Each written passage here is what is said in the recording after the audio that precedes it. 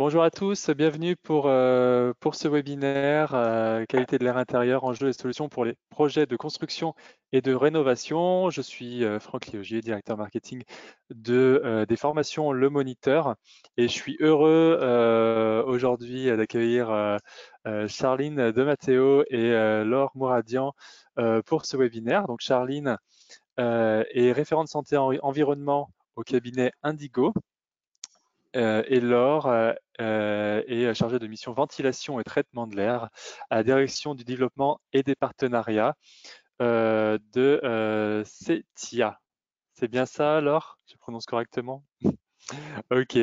Le temps que les derniers participants arrivent, je vais vous rappeler comment va se dérouler ce webinaire. Charline et Laure vont vous présenter le sujet d'aujourd'hui. Et vous pouvez poser vos questions pendant la présentation sur le petit onglet questions que vous avez à votre disposition sur votre fenêtre GoToWebinar. Donc, vous avez une petite fenêtre questions. N'hésitez pas à poser vos questions pendant toute la formation, pendant tout le webinaire, pardon. Les intervenantes y répondront à la fin ou en cours, voilà, selon ce qu'elles ont décidé. Voilà, juste pour vous rappeler que si ce sujet vous intéresse, nous, côté Moniteur Formation, on a une formation dédiée sur ce sujet qui s'appelle Qualité de l'air intérieur en construction et rénovation.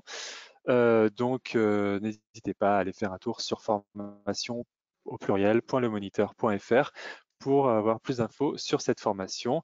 Et du coup, je laisse maintenant la parole à Charline. Bonjour à tous, je suis Charline de Matteo. Je vais revenir sur mon écran. Ce que je vous propose, je vais vous présenter une première partie donc, sur les enjeux sanitaires associés à la qualité de l'air intérieur et les différents leviers d'action. Je passerai la parole donc, dans un deuxième temps à Laure Mouradian, qui fera un zoom sur toutes les questions de renouvellement d'air et sur les systèmes de ventilation. Alors, premier point, pourquoi parler de qualité de l'air intérieur? En fait, il s'agit d'un enjeu majeur désormais de santé publique. Alors, différentes raisons à cela. Ce qu'il faut bien avoir en tête, c'est qu'on respire en permanence. Ce sont 12 000 litres d'air qui passent chaque jour à travers nos poumons. Donc, ce sont des quantités énormes. Donc, cet air, il peut être chargé en polluants et donc ces polluants viennent en interaction avec notre organisme, avec nos poumons. Nos poumons représentent 75 mètres carrés de surface d'échange avec cet air qui peut être pollué. Donc, on a vraiment une interface qui est très importante et une exposition via l'air qui peut être vraiment élevée. Ce qu'il faut aussi avoir en tête, c'est qu'on passe aujourd'hui la très grande majorité de notre temps à l'intérieur des bâtiments. C'est environ 90% de notre temps. Alors, quand on est à l'extérieur, les différentes pollutions qui peuvent être présentes sont diluées dans l'ensemble de l'atmosphère. Par contre, quand on est à l'intérieur, forcément, on est dans un espace clos. Donc, non seulement elles ne vont pas pouvoir se diffuser, mais elles vont aussi s'accumuler. Et ce que l'on sait désormais, c'est que l'air est toujours plus pollué à l'intérieur qu'à l'extérieur. Alors, je vais vous présenter un petit graphique qui explique bien cela. Donc, si vous le voyez apparaître, en fait, ce graphique montre la distribution d'exposition moyenne à quelques polluants de l'air. Alors, parmi les polluants qui s'affichent en bas, on a des polluants qui sont typiques de l'air extérieur, les dioxydes d'azote et benzène, qui sont des polluants vraiment typiques, notamment du trafic. Et des polluants qui sont plus présents en air intérieur, donc notamment le formaldéhyde et les composés organiques volatiles. Et en fait, le graphique montre la distribution de notre exposition à ces différents polluants, donc dans les transports, à l'extérieur, dans les différents environnements intérieurs et dans l'habitat. Et ce que l'on observe, c'est que même pour les polluants qui sont typiques de l'air extérieur, donc dioxyde d'azote et benzène, ce sont les deux premières barres, on est exposé à ces polluants en majorité à l'intérieur des bâtiments.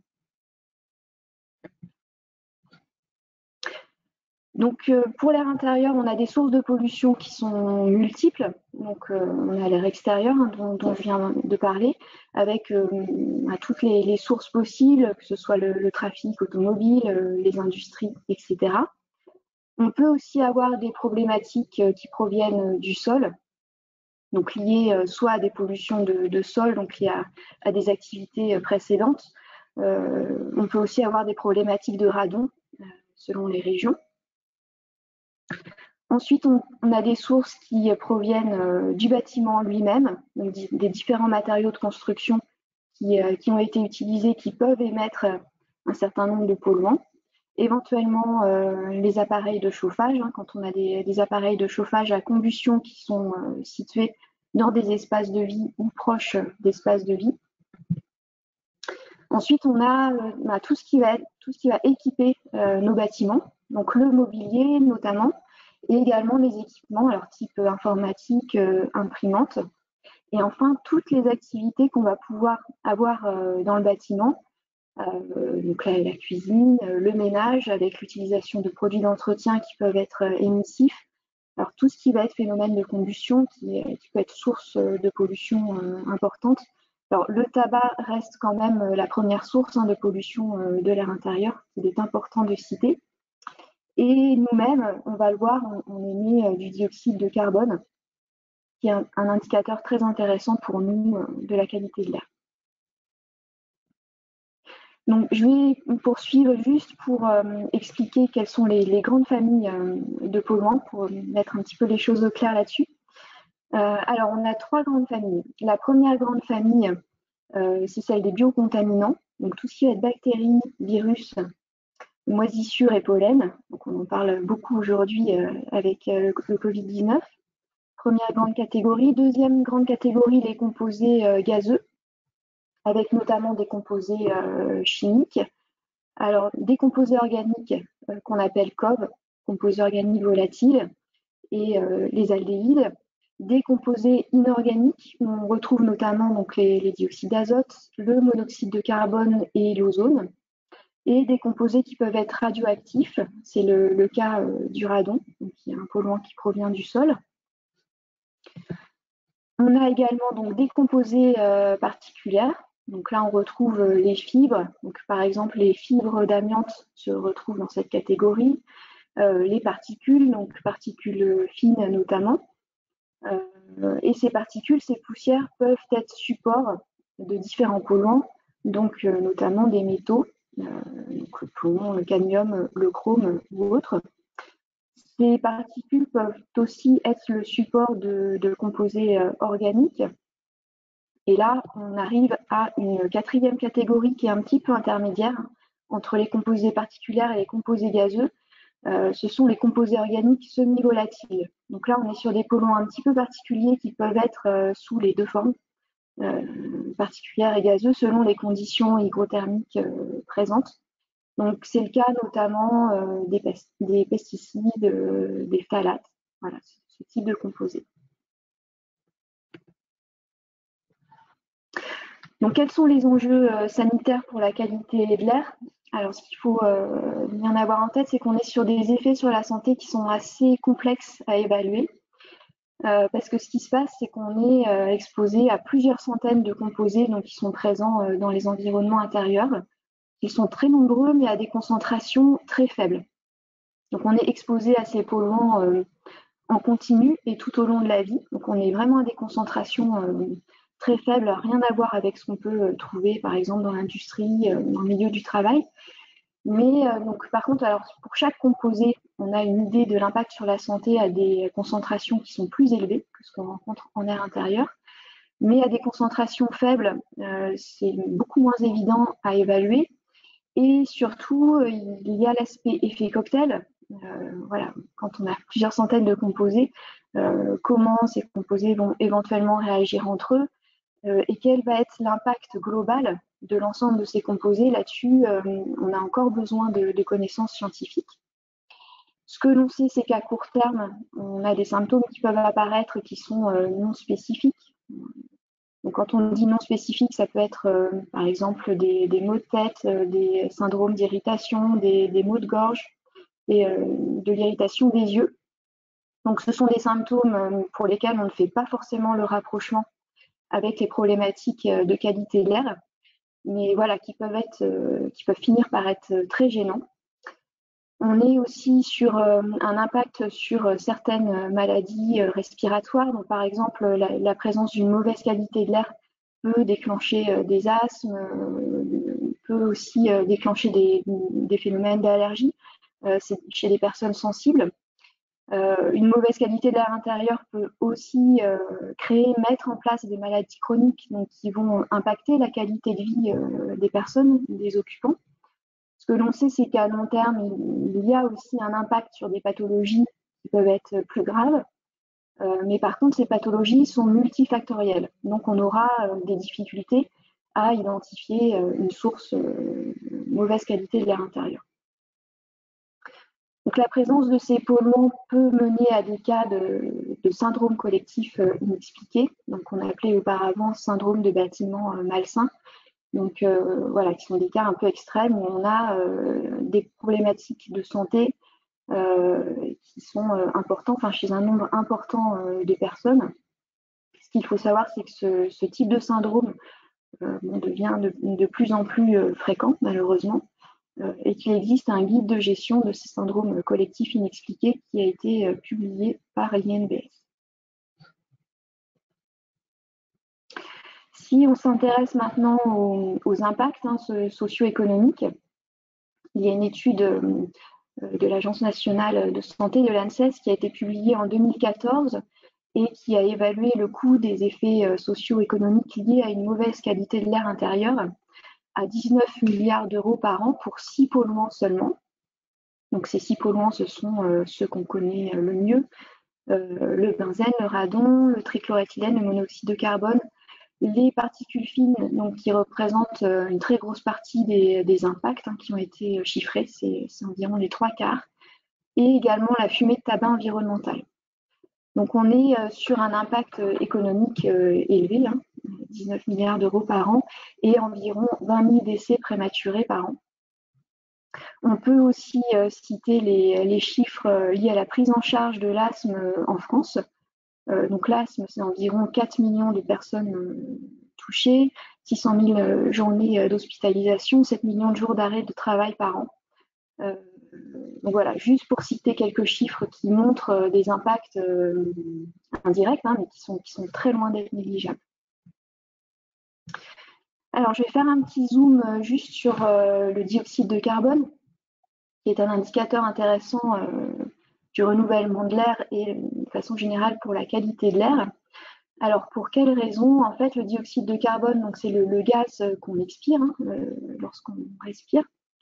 Donc le dioxyde de carbone, il va devenir toxique à des taux élevés, très élevés. Ce ne sont pas forcément les taux que l'on va atteindre dans les bâtiments, heureusement, mais par contre, lorsque le CO2 est élevé, cela signifie que le renouvellement d'air est insuffisant au regard de l'occupation. Donc ça signifie qu'au regard du volume de la pièce, du nombre d'occupants, de l'aération et du système de ventilation mécanique, on a un renouvellement d'air qui est insuffisant. Donc si ce renouvellement d'air est insuffisant, on aura aussi les autres polluants que j'ai cités tout à l'heure, notamment les composés organiques volatiles, le formaldéhyde, voire d'autres polluants qui seront également en concentration importante. Et donc, on aura l'apparition de symptômes de type maux de tête, phénomène d'irritation, etc. Donc, le graphique que je montre là présente des résultats de mesures qu'on a effectués dans une salle de classe, donc dans une école qui n'est pas équipée de système de ventilation, mais dans laquelle on a aéré, on a ouvert les fenêtres au moment des pauses. Donc, ce que l'on observe sur ce graphique, on a une ligne rouge qui indique la valeur limite réglementaire sur le taux de CO2 qui est fixé à 1300 parties par million. Et ce qu'on observe, c'est que l'on atteint très vite ce niveau. Les enfants arrivent à 9h moins 10. Voilà, il n'est même pas 9h30 qu'on atteint cette valeur limite. Et on arrive très vite, nettement au-delà de cette valeur, donc jusqu'à 4500 ppm avant la pause déjeuner. Donc on observe que l'ouverture des fenêtres a quand même un effet pour réduire le niveau de CO2, mais est nettement insuffisant pour avoir une qualité de l'air satisfaisante. Donc ça, c'est quelque chose qu'on observe notamment dans les bâtiments d'enseignement, dans les bâtiments scolaires, parce qu'on a une densité d'occupation qui est importante, et donc un vrai enjeu sur les questions de renouvellement de l'air et de ventilation. Donc c'est aussi pour cette raison que ces bâtiments font l'objet d'une obligation de surveillance. Donc, il existe une obligation de surveillance de la qualité de l'air intérieur de certains établissements qui reçoivent du public et qui actuellement touchent en fait donc les crèches, les écoles maternelles, élémentaires, collèges et lycées. Et donc le CO2 est l'un des indicateurs qui est suivi dans le cadre de cette réglementation. Donc le CO2 est un indicateur de renouvellement d'air, mais on pourrait dire aussi que ça devient presque un indicateur de santé et aussi de performance cognitive, puisqu'il y a eu de nombreuses études effectuées sur ce sujet qui ont montré un lien entre un indice de confinement important et des problématiques d'absentéisme à l'école, une augmentation des maladies contagieuses, des asthmes, des allergies, des symptômes d'irritation. Il existe également une étude danoise qui a montré qu'un doublement des taux de ventilation dans les salles de classe pourrait permettre d'augmenter les performances des enfants d'environ 15%, ce qui équivaut, enfin, si on fait le calcul à l'ensemble du parcours scolaire, ça équivaut quasiment à une année d'enseignement. Au travail, dans les bâtiments de bureaux, on a les mêmes problématiques. Donc, il existe des études qui ont montré que si on effectue des tâches dans un environnement qui est moins pollué, on peut atteindre des niveaux d'efficacité nettement plus importants dans l'exécution des tâches.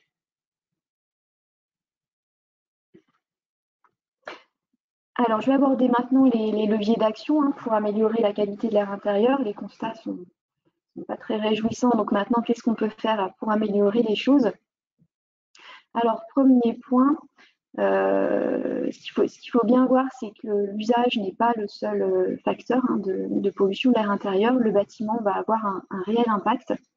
Et donc, quand on s'intéresse à un projet de construction ou de réhabilitation d'un bâtiment, la première chose à aller voir, c'est le contexte. Dans quel site on vient s'intégrer, quelles sont les pollutions présentes sur le site. Donc je vais commencer déjà par les questions de pollution au niveau du sol, parce qu'on a tendance à moins y penser qu'aux pollutions de l'air extérieur. Donc la première chose, c'est de s'intéresser à l'historique du site, savoir s'il y a pu y avoir des activités polluantes précédemment.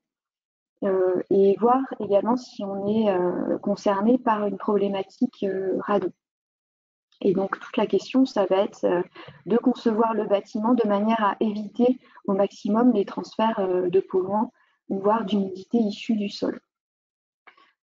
Deuxième point, donc travailler sur les risques de transfert de polluants atmosphériques. Donc dans le cas où on se situe dans un contexte de pollution atmosphérique important, travailler sur les entrées d'air, sur les prises d'air pour limiter les risques de transfert. Ensuite, deux autres leviers, donc évidemment réduire les polluants à la source. Donc on va essayer de travailler sur les matériaux de construction, sur les produits utilisés, recourir à des produits qui soient les moins émissifs possibles pour éviter d'amener des polluants à l'intérieur du bâtiment. Et quatrième levier, très important, donc on l'a déjà évoqué, optimiser le renouvellement de l'air, donc notamment par le système de ventilation. Donc, quand on travaille sur un projet de construction ou de réhabilitation, il est important d'intégrer ces questions de qualité de l'air intérieur à chacune des phases du projet. Donc dès les toutes premières phases, dès la programmation, où on va s'intéresser donc au diagnostic de site, voir dans quel contexte on vient s'intégrer, définir aussi des objectifs de qualité de l'air. Ensuite, en phase d'étude, en phase conception, donc on va devoir travailler sur la ventilation selon les besoins du bâtiment et le contexte de pollution atmosphérique éventuelle. Intégrer aussi des exigences sanitaires sur les produits de construction. En phase chantier, un suivi est nécessaire pour s'assurer de la conformité des produits par rapport aux objectifs qu'on se sera fixés précédemment, et aussi s'assurer de la qualité de mise en œuvre des équipements de ventilation. Donc sur ce sujet-là, je peux vous proposer d'aller voir l'ensemble des outils issus du projet de recherche Ishakai, impact de la phase chantier sur la qualité de l'air intérieur. Donc qui propose un certain nombre de recommandations, de solutions pour la phase chantier à l'attention des professionnels du bâtiment. Donc, il s'agit d'un projet ADEME qui a réuni notamment Indigo, l'agence qualité construction, l'école des hautes études en santé publique et le cabinet Inteco. Pour la phase réception, donc, ce qui va être très important, ça va être de réaliser des contrôles sur le système de ventilation pour s'assurer qu'il fonctionne bien et, si l'on peut, des mesures de qualité de l'air intérieur. Et pour la phase exploitation, donc s'assurer d'une bonne passation des informations aux gestionnaires et à l'exploitant, et également sensibiliser les occupants pour qu'on ait aussi une prise en compte de la qualité de l'air intérieur en phase d'usage. Alors, je vais juste terminer rapidement sur les méthodes existantes pour améliorer la qualité de l'air intérieur dans le cadre des projets de construction et de réhabilitation. Alors, il existe différentes méthodes de certification, des labels, alors notamment le label intérieur. Il existe aussi la méthode Osmose, développée par Certivia, qui porte plus sur des questions de confort et de santé au sens large. Il existe aussi le label WELL, qui est un label nord-américain. Je vais juste faire un zoom sur une démarche qui a été développée par l'ADEME, et donc qui s'appelle ECRIN, engagement à construire responsable pour un air intérieur sain. Parce que cette démarche elle va être amenée à se développer donc, tout au long de l'année 2021, avec notamment des débuts de formation pour former en fait des acteurs qui pourront accompagner les professionnels du bâtiment sur cette démarche. Et donc cette démarche ECRIN, il s'agit avant tout d'une démarche de qualité, qui vise à satisfaire une approche préventive de la santé dans le bâtiment et qui touche donc toutes les phases, comme on l'a vu tout à l'heure, depuis la programmation jusqu'à la réception du bâtiment. Donc elle s'adresse à l'ensemble des professionnels et elle propose des outils adaptés à chaque type de professionnel et à chacune des phases. Cette méthode ECRIN, en fait, elle est issue d'une démarche qui a commencé à être développée à partir de 2013 et qui a réuni un certain nombre d'acteurs et d'experts. Vous voyez là tous les organismes qui ont pu participer au développement de cette démarche. Et elle a été expérimentée déjà sur environ 50 000 m² de projets, donc en 13 opérations sur lesquelles on a déjà expérimenté cette méthode. Voilà, je vais pouvoir donc passer la parole à Laure Mouradio sur la partie renouvellement de l'air et ventilation. Merci Charline, donc on passe la parole du coup à Laure. Normalement, on va faire le changement de présentation. Laure qui va vous parler de son expertise et qui est chargée de mission et ventilation de traitement de l'air au CETIA. Voilà. Hop, il faut passer le mode plein écran et on vous laisse la parole, Laure. C'est bon. Merci beaucoup. Bonjour à tous. Donc, l'objectif de cette présentation, c'est de faire un focus sur le renouvellement de l'air et en particulier les systèmes de ventilation qui permettent de l'obtenir. Alors, ça va être certainement frustrant parce que j'ai que quelques minutes pour vous le présenter. C'est vraiment l'enjeu, c'est de vous présenter les grands principes et puis vous pourrez creuser après plus loin sur d'autres si vous voulez plus d'informations. L'objectif principal de renouvellement de l'air, on est vraiment dans le cadre de cette présentation, c'est de satisfaire les exigences de confort et de santé des occupants, en amenant de l'air neuf qui provient de l'extérieur, en évacuant l'air vicié de l'intérieur des bâtiments, et puis avec un principe aussi de dilution des polluants dans l'air. Par ailleurs, le renouvellement d'air doit contribuer aussi à la préservation du bâtiment, en évitant les risques de condensation, les développements de moisissures et donc des sinistres liés à trop d'humidité sur les parois. Et pour cela, il faut satisfaire à des contraintes extérieures qui sont des critères de performance énergétique. Il faut répondre aussi aux contraintes en termes de sécurité incendie, il faut répondre au confort acoustique et puis vérifier qu'on n'a pas de problème vis-à-vis du fonctionnement des appareils à combustion. Alors, quels sont les facteurs de renouvellement de l'air? On a un premier facteur qui existe surtout dans les bâtiments existants, qui sont les infiltrations d'air qui sont dues au défaut d'étanchéité du bâtiment. La seule chose, c'est qu'actuellement, pour maîtriser un petit peu mieux nos consommations énergétiques, on va avoir tendance à améliorer l'étanchéité du bâtiment et on peut de moins en moins compter sur ces défauts d'étanchéité pour renouveler l'air intérieur. Le deuxième facteur, c'est l'ouverture des portes et des fenêtres. Donc, on vous le dit, aérez régulièrement votre logement, surtout dès que vous faites des travaux. Donc, oui, l'aération par l'ouverture des portes et des fenêtres, ça contribue très fortement au renouvellement de l'air, à renouveler l'air. Bon, il faut savoir que c'est quand même dû à une action de l'occupant, selon sa volonté, ça reste ponctuel. Comme Charline l'a montré tout à l'heure sur les salles de classe, la fenêtre, on ne peut pas la laisser ouverte tout le temps. Et dès qu'on referme la fenêtre, on va recommencer à augmenter le niveau de pollution. Donc, c'est un bon complément d'aération, mais ça ne permet pas d'avoir un renouvellement de l'air continu. Donc, forcément, vous l'avez deviné, je vais vous parler des systèmes de ventilation qui permettent de maîtriser vraiment le renouvellement de l'air à l'intérieur des pièces de vie, d'habitat, en tertiaire et au niveau industriel aussi. Alors, pour pouvoir optimiser un petit peu ce renouvellement de l'air, pour pouvoir faire en sorte qu'il contribue le plus possible à cette qualité d'air intérieur, on a différents leviers d'action. Quand on va choisir son système de ventilation, on va regarder le taux renouvellement d'air au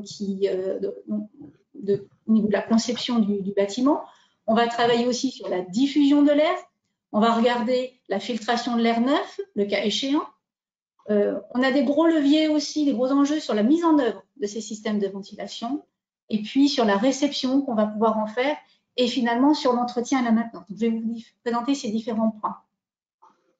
Tout d'abord, quand on va parler du renouvellement de l'air et de la ventilation, il faut savoir qu'on a un cadre réglementaire français qui va faire en sorte qu'on ne peut pas faire n'importe quoi. C'est répertorié dans le Code de la construction et de l'habitat qui va s'appuyer sur des textes qui vont être relatifs plutôt au niveau de concentration à l'intérieur des pièces et puis des débits d'air. Le RSDT, qui est le règlement sanitaire départemental type, va donner des consignes sur tous les bâtiments de façon générale. Donc il est vieux, hein, il date de 1978. Il y a des règlements sanitaires départementaux qui peuvent différer légèrement, mais voilà, c'est le socle de base, ce règlement sanitaire départemental type qui donne des débits à extraire dans des pièces techniques, des pièces de service, et puis qui donne des taux de CO2 à ne pas dépasser. Pour les logements, on a l'arrêté du 24 mars 1982 qui est modifié en 1983, qui va donner, lui, des débits à extraire dans chaque pièce de service, chaque pièce technique, en fonction du type de logement, en fonction de la grandeur du logement. Et qui va donner aussi tout un tas d'autres contraintes en termes de balayage, amener d'air. Donc, c'est vraiment l'arrêté cadre sur la conception des systèmes de ventilation en termes de renouvellement d'air et de débit. Et puis, le Code du travail qui, lui, va être le cadre réglementaire pour tous les lieux où il va y avoir des salariés. Donc, pareil, sur les contraintes de conception. Par ailleurs, comme je l'ai dit tout à l'heure, pour satisfaire aux exigences acoustiques, il faut vérifier qu'on est conforme à l'arrêté du 30 juin 1999 de la NRA. Et puis, sur la réglementation incendie, pour tout ce qui est bâtiments collectifs, sur les bâtiments qui reçoivent du public, on doit vérifier qu'on est conforme à l'arrêté du 31 janvier 1986 quant aux installations avec les systèmes de coupe-feu, des désenfumages et tout ce qui suit. Ces règles, alors, il faut que je vous mentionne quand même que ce code de la construction et de l'habitat est en cours de réécriture suite à la loi ESSOC pour une simplification du code de la construction qui va intégrer plus d'innovation. Et donc, cette réécriture du code de la construction va apporter certainement des modifications avec une réécriture des textes en exigence de performance plutôt qu'en exigence de moyens. C'est en cours, je n'ai pas encore d'éléments, donc je ne peux pas vous présenter aujourd'hui. Ce sont des éléments qui sont à suivre plus tard. Une fois qu'on a ce cadre réglementaire, il faut savoir qu'on s'appuie sur des règles de l'art. Donc, en résidentiel, on a pour la VMC, on a le NFDTU 68.3 qui donne toutes les règles de l'art. On peut s'appuyer aussi sur des recommandations professionnelles. Et puis, on a tous les systèmes d'avis techniques qui vont donner des recommandations sur la conception, sur la mise en œuvre, sur la réception des systèmes VMC gros réglables de modulation en tertiaire pour les systèmes qui sont couverts. Par ailleurs, il faut savoir que les composants et systèmes de ventilation doivent être conformes à la réglementation européenne éco-conception. Donc, ça concerne les ventilateurs et ça concerne aussi les unités de ventilation. Ça se traduit par un marquage CE et éventuellement une étiquette énergétique sur les unités de ventilation en résidentiel. Et puis, parce que le système de ventilation il est en interaction très forte avec le bâti, eh ben, on va vérifier que la performance énergétique du bâtiment est toujours bonne. Donc, on a pour les bâtiments neufs la RT 2012 et puis la future RE 2020, donc qui vont prendre en compte le système de ventilation et son impact sur la consommation du bâtiment. Et puis, pour la rénovation, on va faire attention à la RT existante globale, hein, quand on a des opérations lourdes de rénovation. Et puis, la RT élément par élément, quand ce sont des opérations plus ponctuelles, va donner aussi un cadre réglementaire sur comment changer le système de ventilation, dans quel cas le modifier, et puis quelles sont les contraintes à respecter en termes de puissance. Ce renouvellement d'air, on va prendre de l'air extérieur, on va l'amener à l'intérieur du logement. Ça va avoir un impact énergétique, et du coup, il faut concilier quand même ce renouvellement d'air et ce besoin de QAI avec la performance énergétique globale du bâtiment. Pour cela, on va agir sur les auxiliaires de ventilation, et puis on va regarder comment réduire au maximum l'augmentation des besoins de chauffage ou de refroidissement qui sont liés à cette amenée d'air neuf extérieur. Sur la puissance des ventilateurs, on a plusieurs moyens d'agir. Hein, donc on va avoir tendance à choisir de plus en plus des moteurs EC qui sont de basse consommation pour limiter donc, les watts consommés. Et puis, alors là, on a le règlement éco-conception sur les ventilateurs qui va aider aussi tous les éléments. On peut choisir des ventilateurs qui ont un rendement élevé pour pouvoir diminuer leur puissance consommée. Un autre moyen, c'est d'optimiser le renouvellement d'air. Donc, par exemple, on va avoir le principe du balayage, c'est-à-dire qu'on va utiliser le même air neuf dans plusieurs pièces, en passant des pièces les moins polluées vers les pièces les plus polluées. Ça permet d'optimiser un petit peu le besoin de chauffage, notamment dû à l'introduction d'air neuf. Un autre moyen d'optimiser le renouvellement d'air, c'est d'aller sur des systèmes de modulation de débit. La modulation de débit, ça veut dire quoi? Ça veut dire que quand je n'ai pas besoin de renouveler d'air, j'ai un débit qui est plutôt faible. Et puis, dès que j'ai un besoin d'avoir un peu plus d'air neuf, d'évacuer plus de polluants, le système va pouvoir le détecter et va augmenter les débits de ventilation. Donc, c'est plus performant que d'avoir un débit fixe en continu tout le temps dans la journée. Ça nécessite d'avoir des capteurs qui sont intégrés, qui sont déportés en électronique. Et puis, pour vérifier que ces systèmes vont bien, on va avoir par exemple les avis techniques sur la VMC hydro-réglable qui va vérifier que les systèmes VMC hydro-réglables ont un fonctionnement qui est adéquat et conforme avec ce qui est attendu. Et puis, on a des systèmes en tertiaire qui sont très développés avec des capteurs sur le CO2, de présence ou d'occupation, donc qui vont permettre de réduire au global le débit de ventilation, mais tout en maintenant quand même un bon niveau de qualité d'air intérieur parce que quand il y a besoin, on augmente ces débits. Un autre moyen de réduire cette consommation énergétique, c'est de récupérer l'énergie qui va partir dans l'air extrait. L'air a été chauffé en hiver, refroidi en été, il part à l'extérieur. Comment on fait pour limiter cette perte?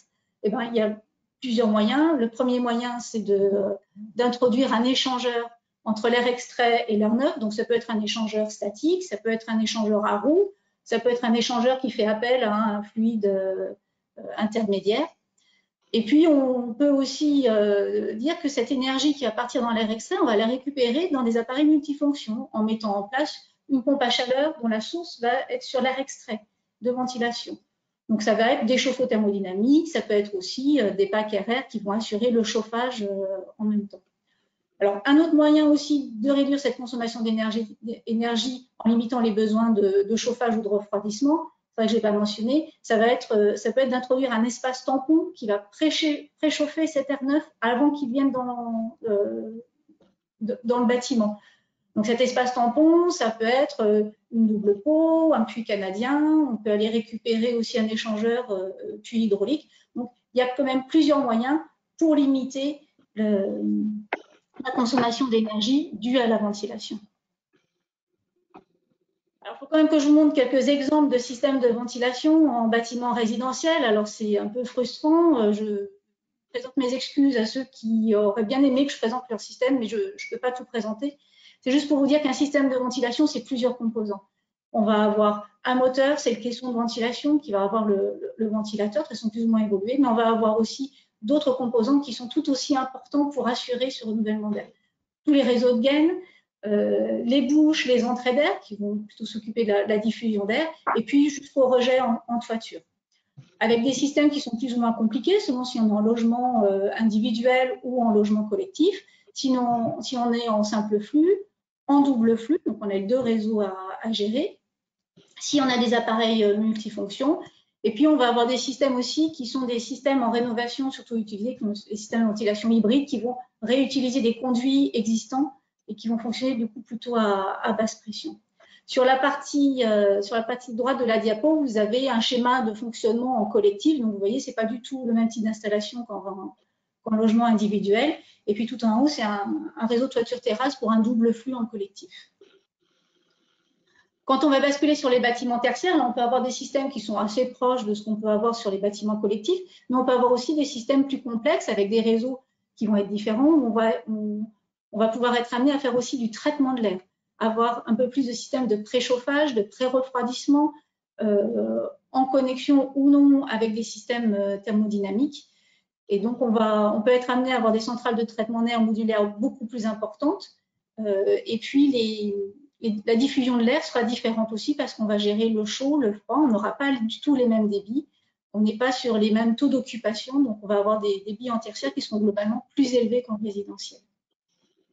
Et donc, pour ce faire, on peut avoir des systèmes qui sont centralisés, alors dans les bureaux, les collèges, les lycées, les salles de classe, dans les gymnases, dans les cinémas. Et puis, on peut avoir des systèmes qui sont décentralisés aussi. Donc, dans les salles de classe, par exemple, sur la rénovation, il pourrait être bien d'installer des systèmes qui vont gérer le renouvellement d'air classe par classe. Donc, voilà, on a des systèmes qui sont très différents, mais qui vont devoir s'adapter aussi à l'existant. Est-ce que c'est un projet neuf? Est-ce que c'est un projet de rénovation? Est-ce que je ne veux faire que de l'air de ventilation? Est-ce que je veux aussi traiter de l'air en chauffage, refroidissement, et puis régler l'humidité? Concernant la diffusion de l'air, le principe de base, c'est d'introduire l'air neuf dans les pièces de vie, où la pollution, c'est surtout lié à l'occupation, et puis de faire ressortir cet air extrait dans les pièces techniques. Donc, ça va être en habitat, ça va être WC, salle de bain, cuisine, et donc avec des bouches au niveau de ces pièces techniques, et en veillant bien, c'est très important, à ce qu'il y ait des passages de transit. Donc, ça correspond au détalonnage ou à des grilles de transfert dans les couloirs, les passages de transit. En tertiaire, sur la diffusion de l'air, on va faire très attention à bien séparer l'air entre les locaux à pollution spécifique et les locaux à pollution non spécifique. C'est-à-dire les locaux où on va avoir une pollution qui est due à des phénomènes liés à l'industrialisation ou, par exemple, les toilettes qui vont être différentes. Et puis, dans les locaux à pollution non spécifique qui sont plus liés à l'occupation, on va s'autoriser à faire du recyclage de l'air. Et on comprend bien qu'on ne peut pas s'amuser à recycler de l'air de la même façon dans ces deux types de locaux. La filtration de l'air, on en parle beaucoup. Donc, qu'est-ce que la filtration de l'air? Il y a plusieurs types de filtres qui existent, donc avec des géométries différentes, des filtres à poche qui sont longs, qui sont courtes. On peut avoir des polydièdres, des filtres plans mini-plis qui peuvent être fins ou épais. Et les composants de filtres sont de nature différente aussi, des fibres de verre, des fibres avec des traitements électrés ou non pour améliorer l'efficacité dès le démarrage. Auparavant, vous connaissiez peut-être, les filtres, on les classait selon la norme EN 779, norme européenne, et on avait des filtres G4, M5, F7. Donc voilà, il fallait connaître ces codes. Bon, G, c'était grossier, M, c'était moyen, F, c'était fin. Et donc, on avait ces différents niveaux de filtres. Cette classification a été modifiée. Maintenant, on va parler de la norme ISO 16890 qui va classer les filtres en fonction des tailles de particules sur lesquelles ils sont les plus efficaces. Donc, on va avoir des filtres ISO EPM1, 50%, 60%, ISO EPM25, alors pareil, 60%, 85%, des ISO PM10 ou des courses. Alors, course, ça veut dire grossier, ça correspond au filtre G4, en fait, auparavant. Alors, ça va changer un petit peu les usages. On peut dire que l'avantage, c'est que du coup, on va pouvoir cibler très vite quelles sont les tailles de particules qui sont visées par ces filtres-là. Hein, donc, les particules donc PM2,5, vous connaissez, PM10, et puis les PM1, on en parle de plus en plus en termes de qualité de l'air et de santé.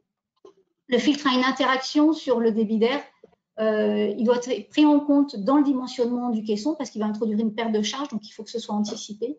Et puis, on va essayer d'avoir un compromis entre l'efficacité de filtration, l'impact énergétique du filtre sur le bâtiment et puis les consignes en termes de rénovation et de maintenance. Alors, j'ai plus... Bon, voilà, on a perdu le grand écran. Alors, c'est pas grave, j'ai dû appuyer sur une touche qu'il ne fallait pas. Je vais vous le repartager. Du public. Il y a toujours des... Si je retrouve ma souris, ce serait bien. Pour le temps que le grand écran revienne, il y a beaucoup de questions, hein, on va y répondre là dans quelques minutes. N'hésitez pas à les poser sur la boîte à questions. Voilà. Et donc les filtres, ah bah alors j'ai encore perdu. Ah non, c'est bon. Le filtre, on va le choisir en fonction de l'usage du bâtiment et en faisant attention à la maintenance. Donc vraiment une alerte en disant dès qu'on va avoir des filtres, il faut respecter les fréquences de nettoyage et de remplacement. Donc en sachant qu'un filtre qui est encrassé ne laisse plus passer l'air, donc ça peut causer des dégâts. Et puis à faire attention à ne pas modifier les références qui sont prévues. Pas mettre un filtre trop petit par rapport à ce qui est prévu, sinon on va avoir des fils de dérivation de filtres et l'air ne sera plus filtré, donc ce sera beaucoup moins efficace. Et puis une alerte, on ne va pas ajouter un filtre si ce n'est pas prévu, notamment sur des entrées d'air, parce que si sur la ventilation ne le permet pas, le débit ne passera plus. Et pareillement, attention, si on augmente l'efficacité du filtre par rapport à ce qui est prévu, est-on sûr que le caisson pourra combattre les pertes de charge supplémentaires? La mise en œuvre des systèmes de ventilation est un enjeu qui est très important aussi.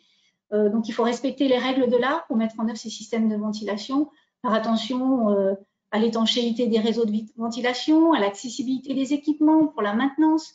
Et puis, une des bonnes pratiques, c'est quand même de dire c'est bien d'avoir de l'autocontrôle en fin de chantier. Alors, c'est prévu, mais bon, c'est bien que ça se généralise au maximum et puis d'aller jusqu'à la réception des systèmes.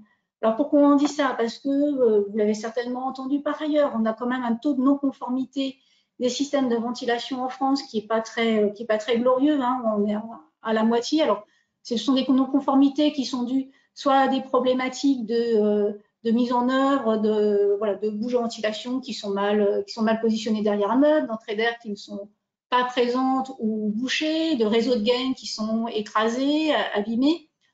C'est un florilège de ce qu'il ne faut pas faire. Il y a quand même des bonnes installations, ne vous inquiétez pas. Mais les sinistres qu'il va y avoir, outre les débits de ventilation, je vous ai dit, la ventilation, ça aide à la préservation du bâti.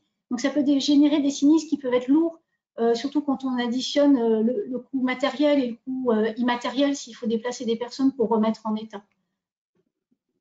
Et donc, voilà, un des bons moyens, c'est d'avoir une réception des systèmes de ventilation. On peut s'appuyer pour ça sur des normes européennes qui vont définir les différents niveaux pour faire une réception des systèmes. Donc, la préparation de la visite, vérifier que ce qui est installé correspond bien à ce qui est prévu, vérifier que ce qui est installé marche, fonctionne. Et puis, on peut aller jusqu'à des mesures de débit d'air, de pression, d'étanchéité de réseau. Pour cela, vous avez des outils au niveau français qui vont vous aider à aller un petit peu plus loin. Donc, vous avez le protocole Premier Vent qui va s'appliquer au système de ventilation mécanique en résidentiel. Je vous ai mis le site internet si vous voulez en savoir plus. Et puis, il y a le guide Diagvent qui est un peu plus général, beaucoup moins détaillé parce qu'il s'applique à tout type de bâtiment et notamment au niveau tertiaire, qui peut encadrer des procédures de réception. En mai 2018, les professionnels du secteur ont co-signé un livre blanc de la ventilation qui réclamait d'avoir une attestation de fin de chantier systématiquement, au moins pour les chantiers résidentiels. Cet appel a été entendu puisque dans le cadre de l'ARE 2020, il va y avoir une obligation de vérification des systèmes de ventilation dans le résidentiel neuf. Donc pareil, l'écriture est en cours. Vous aurez certainement beaucoup plus de nouvelles cet été ou à la fin de l'année, mais sachez que pour les bâtiments neufs dans un premier temps, dans le cadre de l'ARE 2020, cette réception, la vérification des systèmes de ventilation sera obligatoire. On n'a pas encore tous les détails. Et puis, une fois que le système est installé, il faut vérifier qu'il continue à bien fonctionner. Donc ça, ce sont tous les enjeux de l'entretien et de la maintenance qui doivent être assurés par l'usager, le syndic de copropriété ou l'employeur. c'est encadré par les DTU, les avis techniques ou même le code du travail. Et donc, ça s'appuie sur des contrats de maintenance qui doivent être clairs sur les fréquences d'entretien, les contrôles périodiques et tous les éléments à faire grâce aux notices d'instruction qui sont fournies lors de la mise en œuvre d'installation. Je termine en vous mentionnant le centre de ressources dédié à la ventilation des bâtiments si vous voulez aller plus loin, donc bâtiment-ventilation.fr, où vous trouverez des éléments sur la réglementation, les normes et les règles de l'art, une fois aux questions, et puis vous avez aussi des éléments de formation et de MOOC. Voilà, alors on va pouvoir passer aux questions-réponses. Oui, merci Charline, beaucoup Laure et Charline. Alors, vous avez eu, il y a eu, juste avant de préciser, il y a eu énormément de questions. On ne pourra pas répondre à toutes les questions malheureusement. On va quand même en répondre à quelques-unes. Juste avant, je rappelle que du coup, si le sujet vous a intéressé, il y a une formation qui est proposée par le moniteur. Donc, rendez-vous sur formation.lemoniteur.fr. La formation s'appelle Qualité de l'air intérieur en construction et rénovation. Donc, voilà, ça tombe bien. Et du coup, Charline, vous avez pu récupérer quelques questions intéressantes posées par les participants. Oui, tout à fait. Alors, je vais répondre aux questions qui portent plus sur la première partie. Alors, il y avait une question un peu précise sur le graphique relatif au CO2 qui montrait des résultats de mesure sur une salle de classe où en fait on voyait les concentrations de CO2 diminuer en fin de journée petit à petit, même pendant la nuit. Et donc la personne demandait pour quelle raison en fait ce taux de CO2 diminue de cette façon-là. Alors déjà le premier point c'est quand on n'a plus personne dans la pièce, donc on n'a plus d'apport de dioxyde de carbone. Alors effectivement on n'a pas de ventilation, mais comme on est sur un bâtiment quand même ancien, on a des défauts d'étanchéité à l'air au niveau de l'enveloppe, ce qui explique qu'on a quand même un taux de renouvellement d'air qui est très faible, mais qui fait qu'on a une évacuation de ce CO2. On a aussi un impact du fait des ouvertures de portes, tout simplement. Quand on ouvre les portes d'une pièce, on n'a pas les mêmes niveaux de CO2. Donc voilà pour la réponse à cette question. Il y avait une interrogation sur les bâtiments existants. Une remarque qui disait qu'en fait, on a beaucoup de méthodes, beaucoup de recommandations sur les bâtiments neufs, un petit peu moins sur les bâtiments existants et j'imagine sur les projets de réhabilitation. Alors les différentes démarches que j'ai citées sur les projets de construction, notamment Ishakai pour la phase chantier et la démarche écrin, proposent des éléments également pour les bâtiments existants et pour les projets de réhabilitation. Ce qui va être très important pour les bâtiments existants, c'est de faire un diagnostic de site qui soit suffisamment poussé. Donc, à la fois une analyse de l'environnement extérieur, comme on le fait pour un projet de construction, mais surtout une analyse aussi du bâti en lui-même. Alors, notamment sur les équipements de ventilation, c'est primordial. Donc déjà, voir sur quel type de système de ventilation on se situe, évaluer son fonctionnement. Donc, on peut très bien recourir aux outils que Laure a cités tout à l'heure pour évaluer le bon fonctionnement du système, les débits de ventilation. Premier point, voir aussi quels sont les matériaux utilisés, quel est leur état, est-ce qu'ils sont en bon état, est-ce qu'on a d'éventuels produits qui peuvent être émissifs. Et dans ces cas-là, il faut envisager les remplacer. Ce qui est important aussi sur l'existant, c'est s'intéresser sur les questions d'humidité, parce que c'est quelque chose qui revient très souvent. Donc peut-être aussi faire un diagnostic humidité, identifier les endroits où on aurait d'éventuelles problématiques, comprendre d'où peuvent venir ces problèmes et prévoir en fait les travaux nécessaires pour y remédier. Voilà, il y a beaucoup d'autres questions. Il y en avait une sur les puits canadiens, sur la pertinence du système de puits canadiens pour les ERP. Alors sur les puits canadiens, je pense qu'il faut être vigilant à la fois sur leur conception, leur mise en œuvre, bien respecter les règles de l'art sur ces équipements. Quand on est sur des équipements qui sont en direct, donc qui amènent de l'air neuf dans les locaux, il faut être vigilant sur tous les endroits où va passer l'air, éviter qu'on ait des problématiques, des risques de condensation notamment. Donc il faut qu'il y ait des évacuations de condensat. idéalement, il faudrait que ces équipements soient visitables, ou en tout cas qu'on prévoit ce qu'il faut pour pouvoir faire une maintenance, de manière à véhiculer un air qui soit suffisamment, qui soit de qualité. Une question sur les peintures dépolluantes également. Alors, ça peut être un peu compliqué en fait de donner une réponse qui vaille pour tous les produits, parce qu'il y a différents produits. Donc, je renverrai vers les tests qui ont été faits par les fabricants. Les fabricants eux-mêmes donnent des résultats de tests. Là-dessus, moi, le point de vigilance que je donnerais, c'est que bon, ça peut être intéressant de recourir à des solutions de dépollution, d'épuration, mais la première chose, c'est quand même de travailler sur la limitation des émissions à la base avant d'aller sur ce type de produit. Donc, recourir à des produits qui soient le moins émissifs possible et s'intéresser au renouvellement de l'air avant d'aller sur ce type de solution.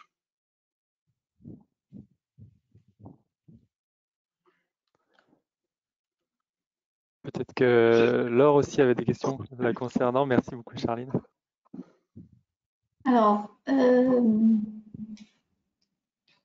y avait une question sur les taux de CO2 à mettre en œuvre dans les salles de classe. Donc, dès lors qu'on met en place un système de ventilation, vous allez avoir des taux de renouvellement d'air qui vont être conseillés pour permettre de maintenir un bon niveau de qualité d'air dans les salles de classe. Donc, ce sont des choses qui sont dans le Code du travail et dans le RSDT. On va voir ces taux de renouvellement d'air. Le RSDT, il change assez peu d'un département à l'autre. Si vous avez des questions, vous allez sur les sites des ARS et vous trouvez le RSD de votre département si vous avez besoin de le vérifier. J'ai une question sur l'ouverture des fenêtres en disant est-ce qu'il faut interdire des réalisations de VMC double flux avec des baies qui ne sont pas ouvrables, qui sont fixes. Alors, ce que je peux dire, c'est qu'il y a des systèmes qui existent de décompensation qui permettent d'avoir l'équivalent d'une ouverture de fenêtre s'il y a besoin d'aérer un petit peu plus. Après, le fait que les fenêtres soient fixes ou non, je pense qu'il y a d'autres critères qui sont des critères de sécurité. Donc, voilà, c'est toute la problématique quand on va avoir des systèmes, c'est qu'on a plusieurs réglementations à prendre en considération. Et donc, on ne peut pas se permettre de dire je suis obligée d'ouvrir la fenêtre. Il y avait une question initialement sur les problématiques de confort thermique quand on doit ouvrir les fenêtres pour des raisons de Covid. Donc, effectivement, c'est le gros problème de l'ouverture des fenêtres, c'est que l'usager, s'il ressent un problème au niveau de son confort thermique, il va avoir tendance à les refermer. Donc, moi, ce que je peux vous dire, c'est que si vous mettez un système de ventilation double flux dans les salles de classe, eh ben, vous n'aurez pas moins de problèmes de confort thermique. Il faut qu'il soit bien dimensionné avec des bons diffuseurs pour ne pas avoir de problème de vitesse d'air. Mais des solutions existent. Et puis, peut-être une dernière question. Alors, on me demande souvent, qu'est-ce qui vaut mieux, double flux, simple flux? Alors, je ne répondrai pas à cette question parce que ça va dépendre de chaque projet. Ça va dépendre de la configuration, de ce qu'on veut faire. Et il y a des avantages et des inconvénients sur chaque système. Donc, c'est vraiment, ça dépend aussi de la sensibilité du maître d'œuvre et du maître d'ouvrage. Alors, est-ce qu'il y a et pour terminer, est-ce qu'il y a des obligations sur le contrôle de la qualité de l'air dans les ERP? Oui, il y a un décret qualité d'air sur les ERP. Je vous invite à aller sur le site ventilation-bâtiment.fr pour avoir plus de détails sur ce sujet-là. Eh bien, merci Laure et Charline. On arrive à la fin de ce webinaire. Désolé à toutes les personnes à qui on n'a pas pu répondre totalement à leurs questions. Vous aurez par email d'ici quelques temps, peut-être pas aujourd'hui, mais peut-être d'ici demain, le replay du webinaire ainsi que la présentation. Je vous remercie beaucoup Laure et Charline pour votre présentation. D'ailleurs, dans les questions, il y a plein de petits messages de remerciements. Donc voilà, ça a été très très apprécié des participants. Je vous rappelle la formation qualité de l'air qui est disponible sur formation.lemoniteur.fr. Si vous voulez en savoir plus, c'est vraiment une formation complète, ou si vous voulez en savoir plus sur toutes les formations proposées par le moniteur. Voilà, on fait aussi des classes virtuelles, hein, surtout en ce moment. Donc voilà, n'hésitez pas à aller faire un tour sur notre site. Je vous remercie et je vous souhaite un excellent appétit. Merci d'avoir participé. Merci Charline et Laure. Merci. Merci à vous. Merci à tous. Au revoir. Bonne journée. Au revoir.